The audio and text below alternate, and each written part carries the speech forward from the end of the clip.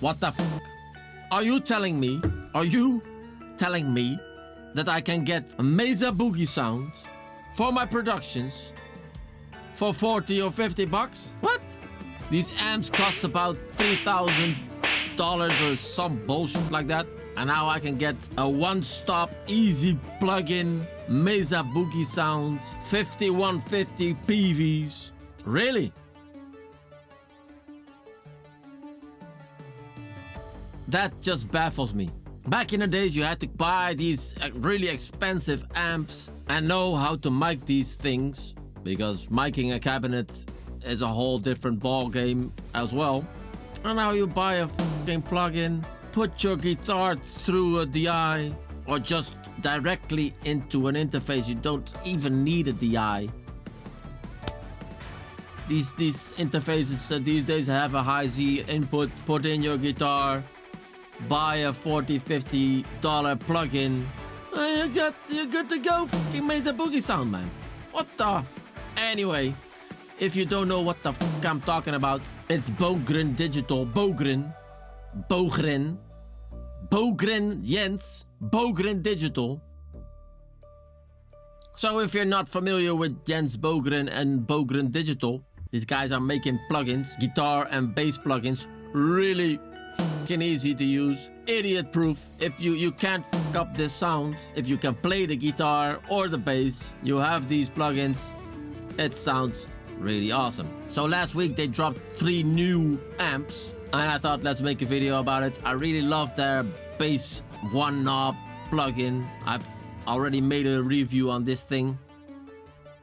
I'll link it somewhere here. But I also love their Ref C one knob plugin. That's a guitar plugin. It's a Mesa Boogie amp. Blop. Easy to use. Bum. They got 3 new ones. So I thought let's make a video and see what the hell's up with these 3 things. So this was with their first release, the Ref C. You can see on the knobs they're ripping it off, like they're not even hiding it. That it's a Mesa Boogie. Yeah, it's really easy. It's got a gain knob and that's it. If you have some other bullshit function, you can put in your own IR behind the plugin if you like, but you don't need it. Just straight out of the box, it sounds great. There's a tuner. I'm completely not interested in the other stuff. I care about the sound, the easy setup. Just put it on, put on the amount of gain, and that's the sound you have. Okay. If you don't like the sound, try a different amp, try a different plugin. Let's go. Really cool. The new ones are this one, the BDH. Same setup. Yeah, 5169. Really? So that's a 5150, right? Probably some mod from Jens Bogren, his personal setup, personal amps. Really cool. Yeah, the new one's got a pedal switch. And my guess, that's some kind of tube screamer pedal before the amp to make the low end a bit tighter, but that's how it sounds to me. I'm not sure if that's the pedal they used. Bogren Digital, let me know in the comments what you did there, but it sounds like a tube screamer to me. And especially on low tuned guitars, that's really helpful to get that low end really tight. So on this one you can also switch off the IR, put on the matched cap, so that's probably a PV cap, or load your own IR. Really cool. Yes, thank you very much. So I prepared a session here with some different heavy guitar riffing, and I thought let's try all these amps on different guitars and different playing styles. For me as a guitar player as well, I love to see how the chugga chugga sounds, if to quote our friend Ola. I also first see how the palm mutes come out on these amps, on real amps and on the software, right? We love the chugga chuggas. The first example is a ESP guitar with active EMG's 81 pickups, and this is me playing. So let's loop this thing and switch between the amps and see how big of a sound difference and which one has more of the tighter low end chugga chugga stuff to them. As you can hear, the eyes. Let's solo.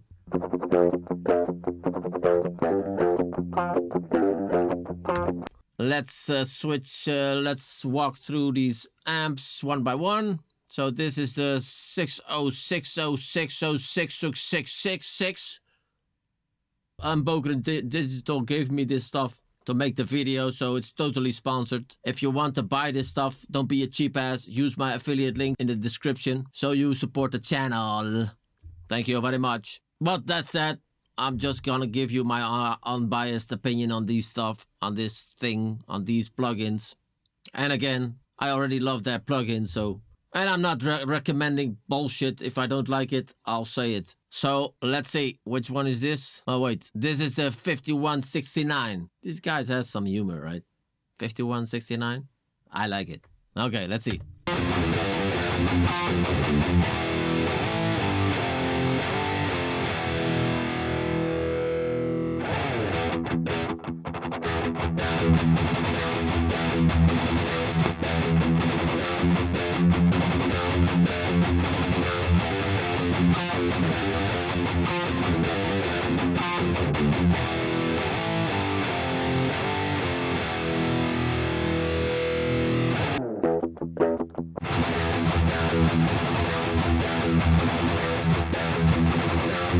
Six six six six six oh six oh six.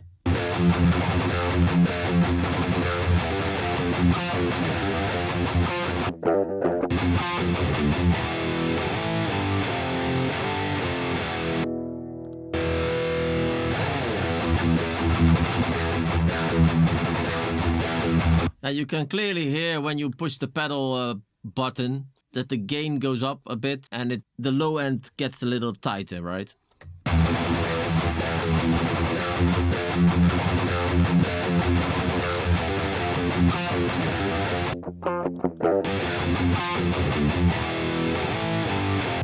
Okay.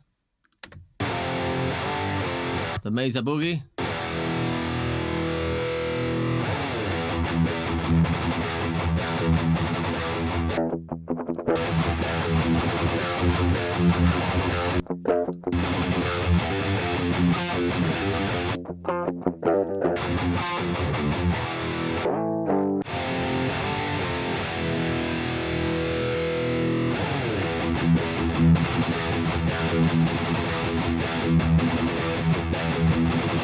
And I saw online in the manual, I read the manual a little bit, that this is a signature amp, right, of a famous guitar player, and we won't call it a name, to quote Alan Watts.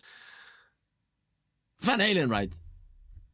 So this is the Van Halen signature PV amp. Yeah, really cool to have that in your collection. It's more of a lead amp, so we're gonna try it later in the video on a lead guitar, but also I also like to try it on my guitar playing to see, yeah, I know how the fuck I play, so I want to know how it reacts on my own playstyle, because I'm the most familiar with that, right? That's why I start off with a piece of myself. Anyway, it's not about me, I'm just trying to tell you my logic and why I'm doing it this way, so I can give you my opinion on this stuff. I really like the chugga on the 666600606.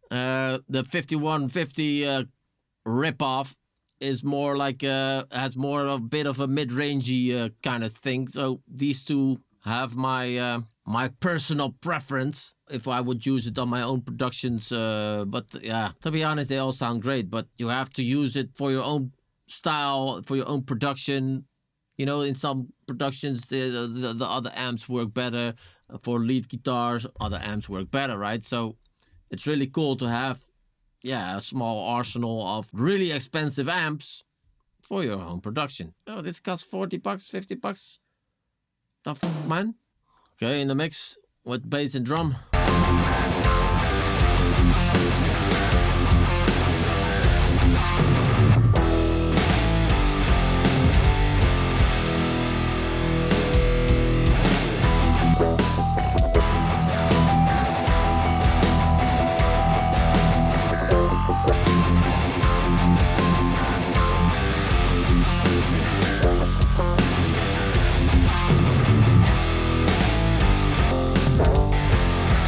And on this actual production, I'm using the Mesa amp because it has a a bit of a smoother top end to it.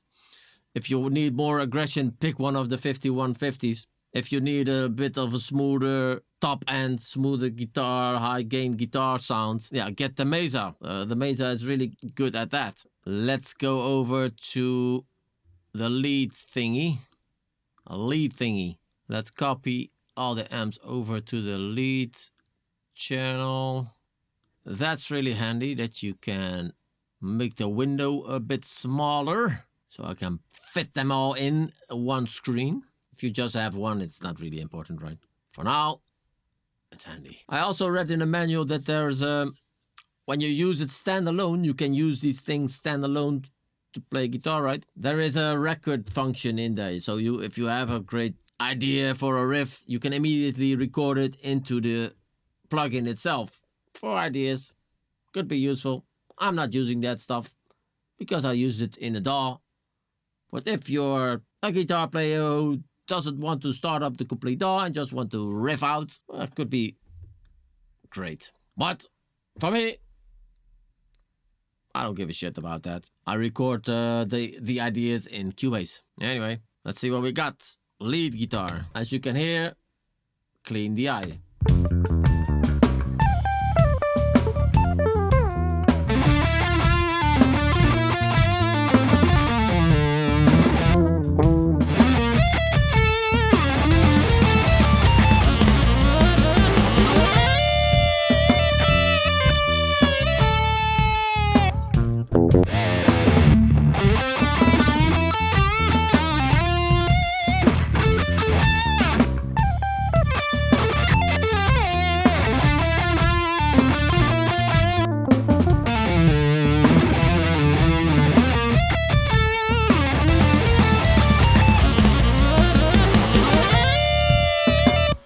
And this is on a guitar with passive pickups. So no EMG's active bullshit. Passive pickups. I don't remember which guitar, which brand. I think it was the Ibanez. Not sure. I know this thing has passive pickups. Just so you know.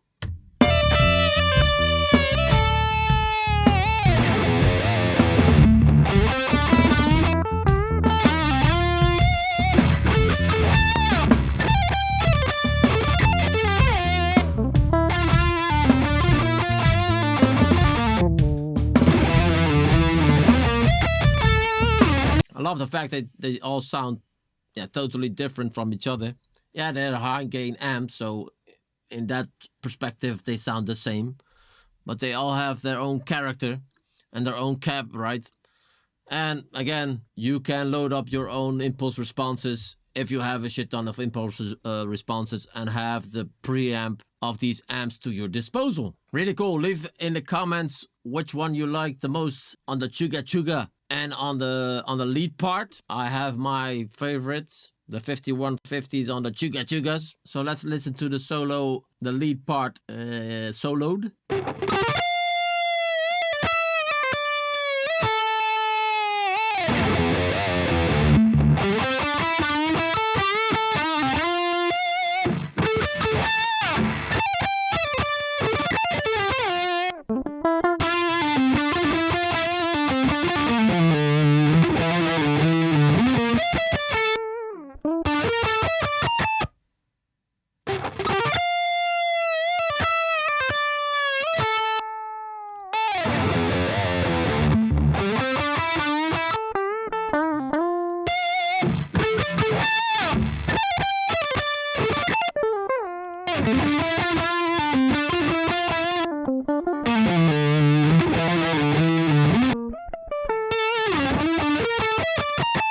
On the leads, all the 5150s sound great, actually. The Mesa is too sweet for my taste. So if you really wanted to poke out a dense mix, you're going to need one of the 5150s. So pick one.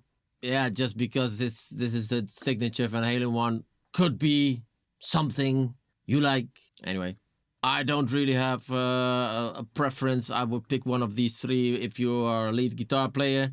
Leave in the comments which one you love the most. And just a quick message to sell you something. We just released our new Blackout Snare Trilogy sample pack.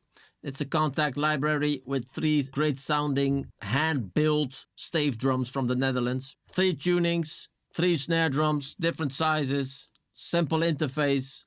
Also, it's not the 1 knob, but it's a 7 knob plugin. You're gonna need a Kontakt license to work this without limitations. But other than that, reverb, some different mics.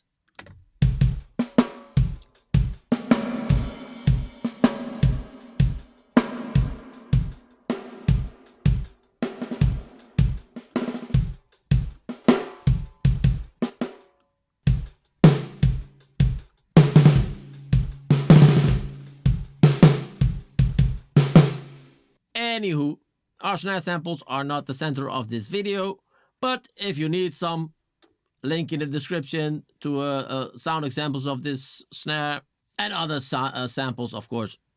redpackdrums.com. Anyway, okay, let's go to the final example. This is a hardcore band played by a hardcore band from the heart from the Netherlands. Really cool guys.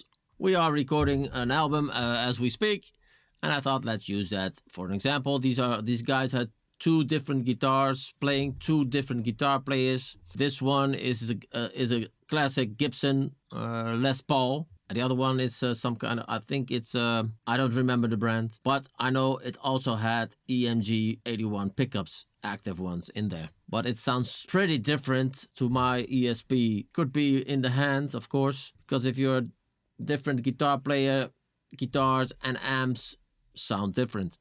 So anyway, if you're some kind of guitar nerd and like to tweak a lot of knobs on your amp, on the presence settings, on the EQ, on the pedals and whatnot, this is not the plugins for you. This is just idiot-proof, easy to use, 1 knob plugin, bum.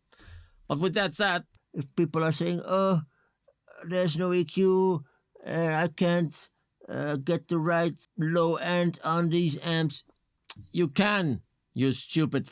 Just put an EQ in front of it or behind the plugin, and it works the same as some kind of pedal you put in front of it, right? So for example, on this guitar, I found that there was some low end missing. This is a guitar loaded up with EMG 81 pickups, active ones, but it sounds thinner than mine. I'm not sure why, but they do. So what can you do? Just put in an EQ, and you could put it in front of the amp or behind it. It doesn't really matter. It does matter to the sound, but you can try what works best for you. I put it in front of the guitar and just use it as a 3-band EQ on the amp. Hoppa.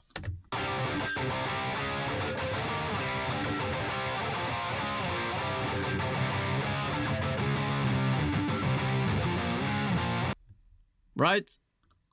Or in this case, I use an R bass. I put an R bass in front of it to generate the low end harmonics to feed into the amp and get more low end. Just use your creativity, right? If you use it in a DAW, yeah, possibilities are endless as well for your productions. And if you have limited choices with the amps and the settings, you get much faster result. You just work with what you have, other than being 3 hours busy with your settings. Just this is it. Put it on.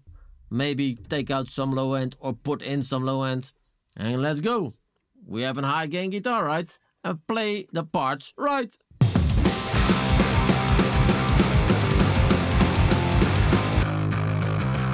Bass knob.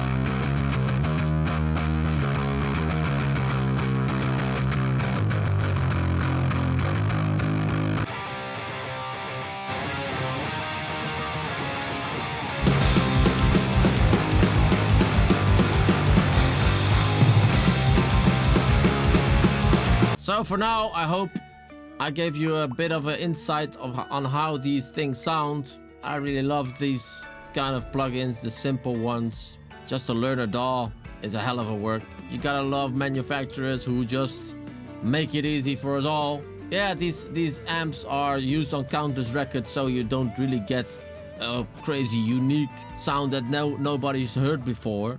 But if you just need a high gain, you want to do whatever your favorite band is producing. Pick these things up, use the affiliate links, don't be a cheap ass, support the channel. And if you need drum samples, go to the description below, redpackdrums.com. I also did a video on comparing Jens Bogren's Crim drums sample library to ours, the DS Drum RCS Essentials. If you'd like to check that out, click here. Till next time, Jonathan out.